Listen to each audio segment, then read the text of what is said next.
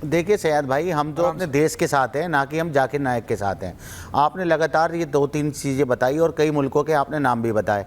और जो यहाँ पर धर्म संसद के नाम पर जब तो आपके मुंह में दही जम जाती है, जब धर्म संसद लगाई जाती है और जो साधु संत है और बड़े बड़े जो जिनकी फ़ैन फॉलोइंग और जिनके धर्मगुरु, जो बहुत बड़े वाले धर्मगुरु, ऐसे नहीं मैं छोटे मोटे धर्मगुरुओं की बात कर रहा हूँ, वो जब उस मंच से इस तरीके से मुसलमानों के विरोध बात करते हैं तो शायद भाई आपके मुंह में दही जम जाती है, आप एक बार भी नहीं बोलते।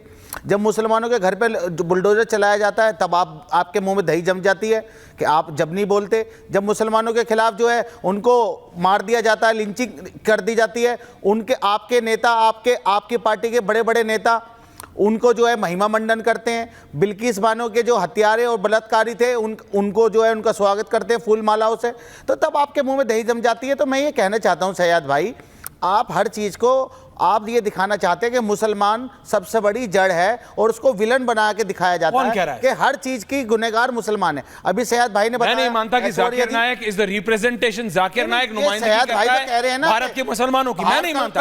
आपने मुझसे कहा अंग्रेज जी कि आप जाकिर नायक के रिप्रेजेंटेटिव नहीं हूं, आपने कहा कि आप ये नहीं मानते और मैं ये भी मानता हूं कि आप ये नहीं कह मानते। उसने जो अनाथ बच्चियों के बारे में just because they were of marriageable age. Aishwarya देखिए, सबसे पहली बात तो हमें ये सोचनी चाहिए, पैसा मारा उसके बाद एक भगोड़ा व्यक्ति, एक आतंकवादी मानसिकता का, कट्टरवादी मानसिकता का व्यक्ति, उसको अगर आप इस्लाम का रिप्रेजेंटेटिव मानते हैं तो अपने मजहब के प्रति आपको कितना सम्मान है? गलत है, हो ही नहीं सकता। ऐश्वर्या मुझे कुछ सेकंड प्लीज अनइंटरप्ट, जी प्लीज बोलिए, उदाहरण देना चाहती हूँ। अंग्रेजी की एक कहावत है, the more you resist the more it persists. आप जिस चीज से जितना बचते हैं ना, वो मानसिक तौर पे आपको इतना ही डिस्टर्ब करती है। इसलिए भारत हमेशा से खुले दिमाग का, रोशन दिमाग का रहा है। भारत में बच्चों को बचपन से ही शस्त्र और शास्त्र, लड़के और लड़कियों को साथ साथ सिखाई जाती थी, ताकि वो जेंडर वाला कि भाई मैं लड़की हूं, ये लड़का है, अपने आप को शरीर ना समझना, आत्मा समझना, ये भारतीय संस्कृति में सिखाया जाता था। अब इस्लामिक समाज के साथ ये गलती हो रही है कि आप बचपन से जेंडर को एक भौकाल बना देते हैं। महरम, नॉन महरम, 12 साल की बच्ची निकाह लायक हो गई है, उसके पास भी मत बैठो। ओशो ने बड़ा अच्छा उदाहरण एक बार दिया है कि एक धर्मगुरु के पास में जाकर बैठा, उनके बगल में एक महिला बैठ गई तो वो उछल गए कि वो मुझसे छू भी ना जाए, वो मुझे देख भी ना ले।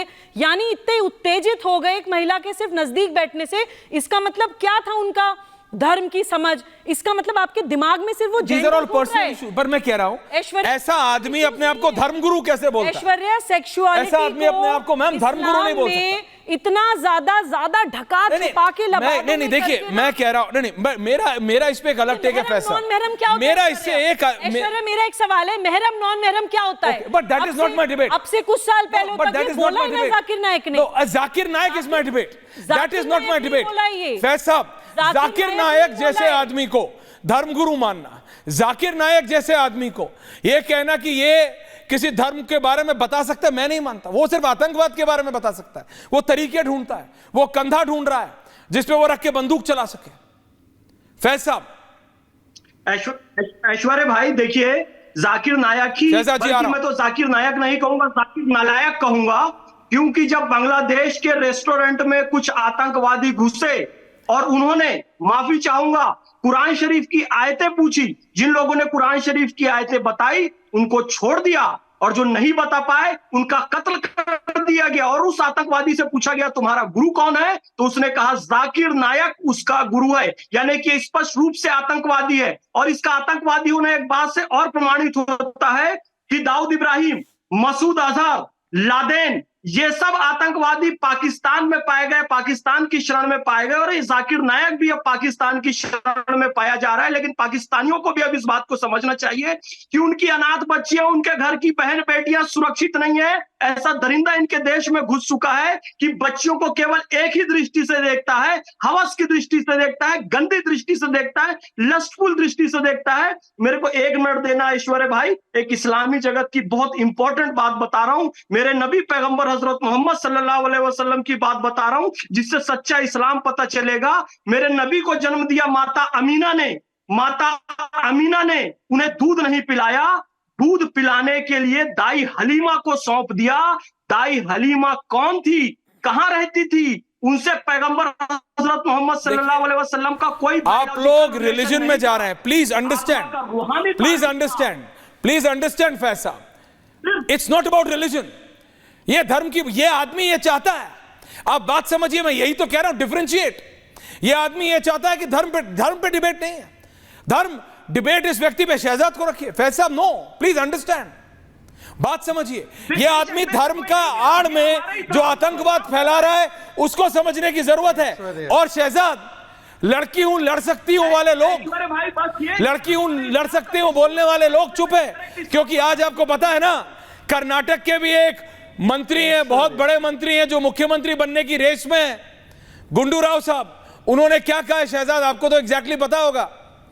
और ये आयरनी है कि कांग्रेस के बड़े नेता बोलते हैं तो चीन से कनेक्शन होता है, कांग्रेस के मुख्यमंत्री बनने वाले नेता बोलते हैं तो जाकिर नायक से, वही एग्जैक्टली जो जाकिर नायक बोलता है, कहीं ना कहीं वही लाइन कांग्रेस के नेताओं की निकल आती है। ये लोग क्या हो रहा है शहजाद? ऐश्वर्या जी, मैं वही बात कह रहा हूं आपसे कि जाकिर नायक तो प्रतिबिंब है या स्लीपर सेल है। इस स्लीपर सेल को चलाने वाले वो लोग हैं जो जाकिर नायक की हर बात से एग्री करते हैं, पर वो पीछे से खेल खेल रहे हैं।